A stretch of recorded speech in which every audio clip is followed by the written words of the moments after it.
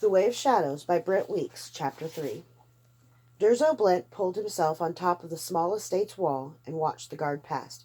A perfect guard, Durzo thought, a big slow, lacking imagination, and dutiful. He took his 39 steps, stopped at the corner, planted his halberd, scratched his stomach under his gambeson, checked in all directions, then walked on. 35, 36. Durzo slipped out of the man's shadow and eased himself over the edge of the walkway. He held on by his fingertips. Now! He dropped and hit the grass just as the guard thumped the butt of his halberd on the wood walkway. He doubted the guard would have hurt him anyway, but paranoia begat perfection in the wet boy's trade. The yard was small and the house not much bigger. It was built on the Syrian design, with translucent rice paper walls. Bald cypress and white cedar formed the doors and arches, and cheaper local pine had been used for the frame and the floors. It was Spartan like all Syrian houses, and that fit General Aegon's military background and his aesthetic personality. More than that, it fit his budget. Despite the general's many successes, King David had not rewarded him well, which was part of why the wet boy had come. Durzo found an unlocked window on the second floor. The general's wife was asleep in the bed. They weren't so Syrian as to sleep on woven mats. They were, however, poor enough that the mattress was stuffed with straw rather than feathers. The general's wife was a plain woman, snoring gently and sprawled more in the middle than to one side of the bed.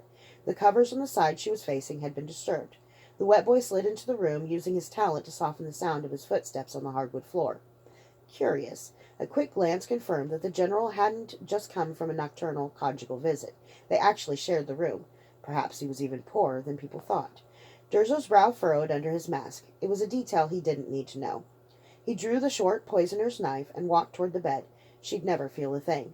He stopped. The woman was turned toward the disturbed covers. She'd been sleeping close to her husband before he got up, not on the far side of the bed, the way a woman merely doing her marital duties would. It was a love match. After her murder, Eileen Gunder had planned to offer the general a quick remarriage to a rich noblewoman. But this general, who'd married a low-born woman for love, would react quite differently to his wife's murder than a man who'd married for ambition. The idiot. The prince was so consumed with ambition that he thought everyone else was, too. The wet boy sheathed the knife and stepped into the hall. He still had to know where the general stood, immediately. Damn it, man. King David's dying. I'd be surprised if he's got a week left. Whoever had spoken was mostly right. The wet boy had given the king his final dose of poison tonight. By dawn, he would be dead, leaving a throne in contention between one man who was strong and just and another who was weak and corrupt. The underworld Sakage was not disinterested in the outcome. The voice had come from the receiving room downstairs. The wet boy hurried to the end of the hall. The house was so small that the receiving room doubled as a study. He had a perfect view of the two men. General Brent Aegon had a graying beard, close-trimmed hair that he didn't comb, and a jerky way of moving, keeping his eyes on everything. He was thin and sinewy, his legs slightly bowed from a life in the saddle. The man across from him was Duke Regnus Geyer. The wingback chair creaked as he shifted his weight. He was a huge man, both tall and wide, and little of his bulk was fat. He folded ringed fingers on his belly. By the night angels, I could kill them both and end the Nine's worries right now. Are we deceiving ourselves, Brent? Duke Geyer asked. The general didn't answer immediately. My lord. No, Brent. I need your opinion as a friend, not as a vassal. Durzo crept closer. He drew the throwing knife slowly and carefully with the poisoned edge. If we do nothing, the general said, Eileen Gunder will become king. He is a weak, foul, and faithless man. The Sakage already owns the Warrens. The king's patrols won't even leave the main roads, and you know all the reasons that it's only bound to get worse. The death games entrench the Sakage. Eileen doesn't have the will or the inclination to oppose the Sakage now, while we could still root them out. So are we deceiving ourselves in thinking that you'd be a better king? Not at all, and the throne is yours by rights. Blent almost smiled. The underworld's lords, the Sakage Nine, agreed with every word, which is why Blent was making sure Regnus Geyer didn't become king. And tactically, could we do it? With minimal bloodshed. Duke Waseros is out of the country. My own regiment is in the city. The men believe in you, my lord. We need a strong king, a good king. We need you, Regnus. Duke Geyer looked at his hands. Annaline's family? They'll be part of the minimal bloodshed. The general's voice was quiet. You want the truth? Yes. Even if we don't order it, one of our men will kill them to protect you, even if it meant hanging. They believe in you that much. Duke Geyer breathed. So the question is, does the good of many in the future outweigh the murder of a few now? How long has it been since I had such qualms? Durzo barely stifled an overpowering urge to throw the daggers. The suddenness of his rage shook him. What was that about? It was Regnus. The man reminded him of another king he'd once served. A king worthy of it. That's for you to answer, my lord, General Aegon said. But, if I may, is the question really so philosophical? What do you mean? Well, you love Nyla, don't you? Nyla was Elaine Gunder's wife. Regnus looked stricken. I was betrothed to her for 10 years, Brent. We were each other's first lovers. My lord, I'm sorry, the general said. It's not my... No, Brent, I never speak of it. As I decide whether to be a man or a king, let me. He breathed deeply. It's been 15 years since Nyla's father broke our betrothal and married her to that dog, Aline. I should be over it. I am, except when I have to see her with her children and have to imagine her sharing a bed with Eileen Gunder. The only joy my marriage has given me is my son Logan, and I can scarce believe her own has been better. My lord, given the involuntary nature of both of your weddings, could you not divorce Katrina and marry? No, Regnus shook his head. If the queen's children live, they will always be a threat to my son, whether I exile them or adopt them. Nyla's eldest boy is 14, too old to forget that he was destined for a throne.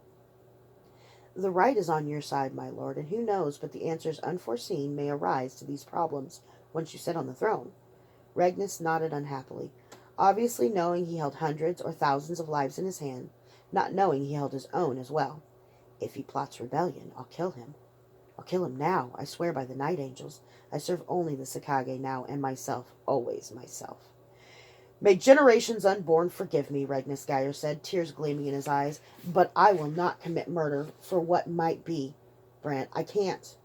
I will swear fealty. The wet boy slid the daggers back into their sheaths, ignoring the twin feelings of relief and despair he felt. It's that damned woman. She's ruined me. She's ruined everything. Blint saw the ambush from 50 paces away and walked right into its teeth. The sun was still an hour from rising, and the only people on the twisting streets of the Warrens were merchants who'd fallen asleep where they shouldn't have, and were hurrying home to their wives. The guild, Black Dragon from the guild glyphs he'd passed, was hiding around a narrow choke point on the alley where guild rats could spring up to clog both ends of the street and also attack from the low rooftops. He had affected a bad right knee and pulled his cloak tight around his shoulders, the hood pulled low over his face. As he limped into the trap, one of the older children, a big as they called them, jumped into the alley ahead of him and whistled, brandishing a rusty saber. Guild rats surrounded the wet boy. Clever, Durzo said. You kept a lookout before dawn where most of the other guilds are sleeping, and you're able to jump the few bags who've been out all night whoring. They don't want to explain any bruises from fighting to their wives, so they hand over their coins. Not bad. Whose idea was that? Azos, a big said, pointing past the wet boy. Shut up, Roth, the guild head said. The wet boy looked at the small boy on the rooftop. He was holding a rock aloft, his pale blue eyes intent, ready. He looked familiar. Oh, now you've given him away, Durzo said. You shut up, too, the guild head said, shaking the saber at him. Hand over your purse, or we'll kill you. Jalel, a black guild rat said. He called them bags. A merchant wouldn't know we call him that. He's Sakage. Shut up, Jarl. We need this. Jalel coughed and spat blood. Just give us your... I don't have time for this. Move, Durzo said. Hand it. The wet boy darted forward, his left hand twisting Jalel's sword hand, snatching the saber and his body spinning it. His right elbow cracked against the guild head's temple, and he pulled the blow so it wouldn't kill. The fight was over by the time the guild rats flinched. I said, I don't have time for this, Durzo said. He threw back his hood. He knew he was nothing special to look at. He was lanky and sharp-featured, with dark blonde hair and a wispy blonde beard over lightly pockmarked cheeks. But he might have had 3 heads from the way the children shrank back. Durzo Blint, Roth murmured. Rocks rattled to the ground. Durzo Blint, the name passed through the guild rats in waves. He saw fear and awe in their eyes. They'd just tried to mug. A legend. He smirked. Sharpen this.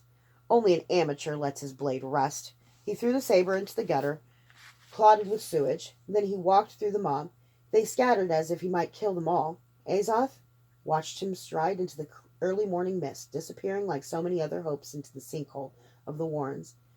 Durzo Blint was everything Azoth wasn't. He was powerful, dangerous, confident, fearless. He was like a god. He looked at the whole guild arrayed against him, even the bigs like Roth and Jalel and Rat, and he'd been amused. Amused! Someday, Azoth swore. He didn't quite dare even think the whole thought, lest Blint sense his presumption, but his whole body yearned for it some day. When Blint was far enough away not to notice, Azoth followed.